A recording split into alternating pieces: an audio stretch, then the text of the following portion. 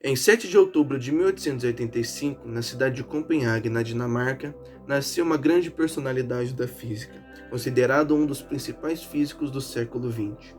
Ele foi o primeiro a aplicar o conceito quântico, que restringe a energia de um sistema a certos valores discretos, ao problema da estrutura atômica e molecular. Por esse trabalho, ele recebeu o Prêmio Nobel da Física de 1922. Seus múltiplos papéis na origem e no desenvolvimento da física quântica podem ser sua contribuição mais importante, mas durante sua longa carreira, seus envolvimentos foram substancialmente mais amplos. Estamos falando de Niels Henrik David Bohr, mais conhecido como Niels Bohr.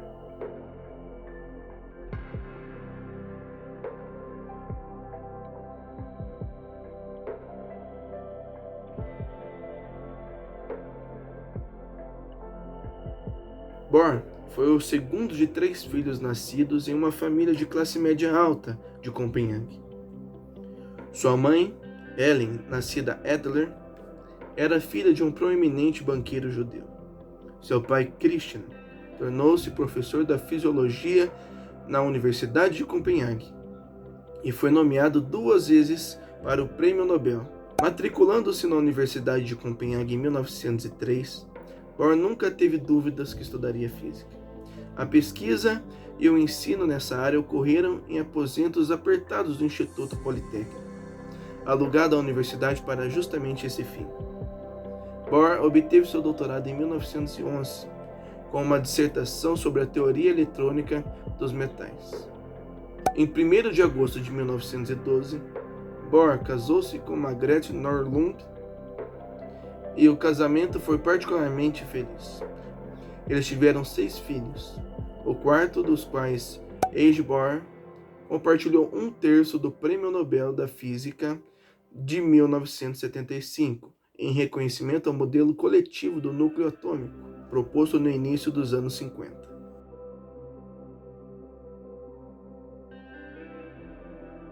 A primeira contribuição de Bohr para a ideia emergente da física quântica começou em 1912, durante o que hoje seria chamado de pesquisa de pós-doutorado. Isso ele fez na Inglaterra juntamente com Ernest Rutherford, na Universidade de Manchester. No ano de 1913, 3 manuscritos publicados no periódico Philosophical Magazine, sob o título Na Constituição dos Átomos e Moléculas, iriam estabelecer as sementes para a descrição quantitativa da estrutura eletrônica de átomos e moléculas. Uma série de resultados experimentais obtidos em diversos laboratórios de física, principalmente na Europa, nos primórdios do século XX, causaram grande rebuliço científico e desencadearam a busca de modelos adequados para descrever a estrutura da matéria do ponto de vista microscópico. Os primeiros anos do século XX vivenciaram também o surgimento do que se convenciona chamar de teoria quântica antiga, formulada a partir da interpretação da radiação de corpo negro de Planck e da capacidade calorífica de sólidos por Einstein e da introdução do conceito do fóton. Entretanto, coube a Bohr o grande mérito de propor um modelo teórico para a estrutura eletrônica de átomos, que, baseado no modelo planetário introduzido por Rutherford em 1911, era capaz de explicar quantitativamente os espectros de emissão conhecidos na época, notadamente a série de Balmer do hidrogênio atômico e daqueles que viriam a ser observados em anos subsequentes. A abordagem de Bohr partia de uma análise das condições necessárias para que um sistema de elétrons, girando numa órbita circular em torno de um núcleo fixo, contendo cargas positivas, atingissem estabilidade mecânica.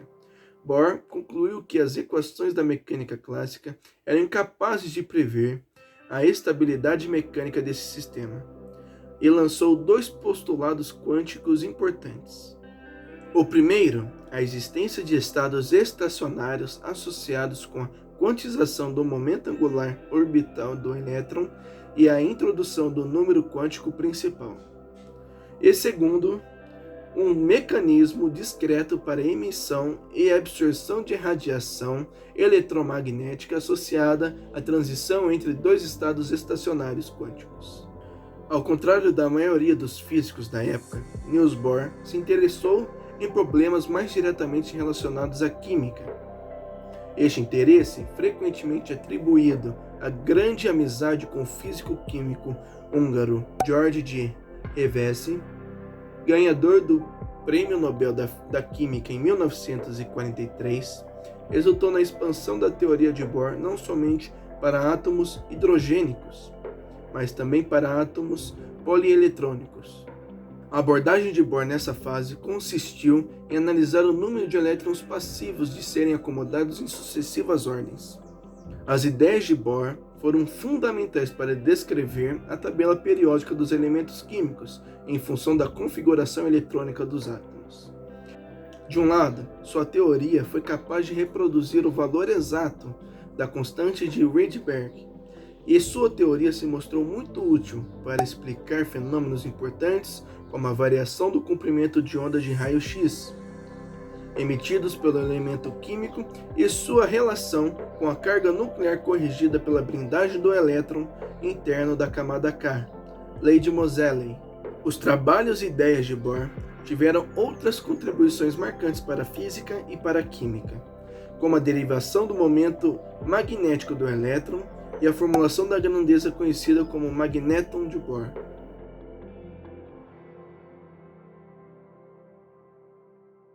Na primavera de 1916, Bohr recebeu a oferta de um novo cargo de professor na Universidade de Copenhague. Como a física ainda era praticada nos aposentos apertados do Instituto Politécnico, não é surpreendente que já na primavera de 1917, Bohr tenha escrito uma longa carta para seu corpo docente pedindo o estabelecimento de um Instituto de Física Teórica. No discurso de inauguração de seu novo instituto, em 3 de março de 1921, ele ressaltou primeiro que experimentos e experimentadores eram indispensáveis em um instituto de física teórica para testar as afirmações dos teóricos.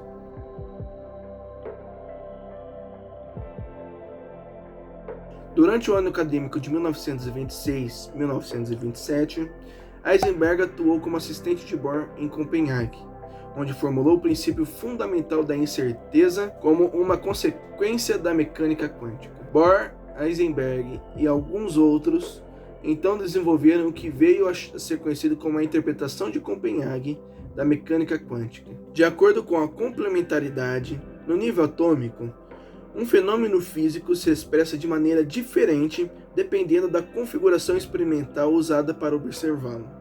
Assim, a luz aparece às vezes como onda ou às vezes como partícula.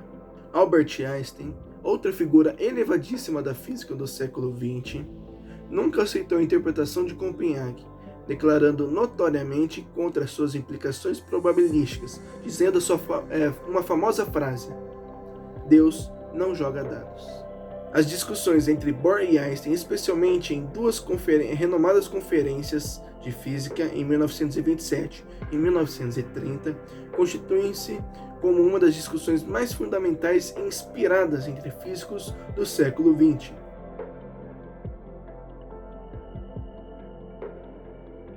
Bohr usou suas conexões com fundações bem estabelecidas, bem como o recém-criado Comitê Dinamarquês para o Apoio aos Trabalhadores Intelectuais Refugiados, no qual ele fez parte do Conselho Executivo desde sua criação em 1933, para tirar físicos da Alemanha para que eles passassem algum tempo no Instituto de Bohr, antes de obter uma nomeação permanente de outro lugar.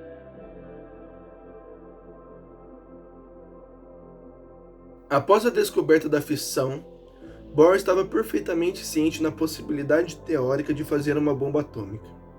No entanto, conforme anunciou em palestras na Dinamarca e na Noruega, pouco antes da ocupação alemã de ambos os países em abril de 1940, ele considerava as dificuldades práticas tão proibitivas a ponto de impedir a realização de uma bomba até bem depois do fim da guerra. No outono de 1943, a situação política na Dinamarca mudou drasticamente após o colapso do governo dinamarquês com ocupantes alemães. Depois de ser avisado sobre sua prisão iminente, Bohr escapou de barco com sua família para a Suécia. Em Estocolmo, Bohr foi levado de um avião militar para a Escócia e depois para Londres. Ao ser informado sobre o estado do projeto da bomba atômica aliada em sua chegada a Londres, Bohr mudou de ideia imediatamente sobre sua viabilidade. Preocupado com o projeto correspondente em andamento na Alemanha, Bohr de bom grado se juntou ao projeto aliado, participando de várias semanas nos trabalhos em Los Alamos, no Novo México, para desenvolver a bomba atômica. Ele fez contribuições técnicas significativas, notadamente para o projeto do chamado iniciador da bomba de plutônio. As suas preocupações humanísticas e a profundidade de seus pensamentos são retratadas em artigos publicados em 1934 e 1957. Internacionalmente, ele participou da criação do CERN, o Centro Europeu de Física de Partículas Experimental, perto de Genebra, na Suíça, bem como do Instituto Nórdico de Física Atômica, Nordita, adjacente ao seu instituto. Bohr deixou para trás um legado científico insuperável, bem como um instituto que continua sendo um dos principais centros de física teórica do mundo. Ele faleceu em 18 de novembro de 1962, na cidade em que nasceu, Copenhague. Nas palavras de cientistas que participaram desta época dourada da ciência, Niels Bohr foi um verdadeiro cavaleiro da ciência. O legado histórico de Bohr é visível até hoje, e o seu modelo planetário do átomo, embora totalmente superado, ainda é utilizado rotineiramente em livros do ensino médio de física e química, como uma introdução à visão física da estrutura dos átomos. Eu encerro aqui a biografia de Niels Bohr.